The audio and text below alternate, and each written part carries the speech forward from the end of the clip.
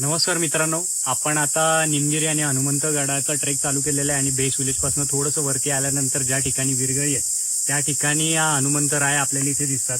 तर या हनुमंतरायांबद्दल थोडीशी माहिती द्यायची झाली तर या हनुमंतरायांना चपेटदान मारुती असं म्हणतात. तर चपेटदान मारुती असं का, तर तुम्हाला हनुमंतरायांचा एक हात दिसत असेल, तो चापट मारण्याच्या पावित्र्यात असतो, त्याच्यामुळे या हनुमानाला चपेटदान हनुमान असं म्हणतात. चपेटदान मारुती सुद्धा संबोधतात.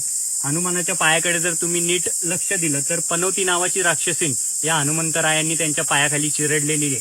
त्याच्यामुळे संकट किंवा पीडित प्रॉब्लेम मध्ये असणारी जी लोक आहेत ती या हनुमानाची येऊन मनोभावे उपासना करतात आणि त्यांचे संकट दूर जाण्यासाठी हनुमानाला प्रार्थना करतात, अशी एक मान्यता आहे.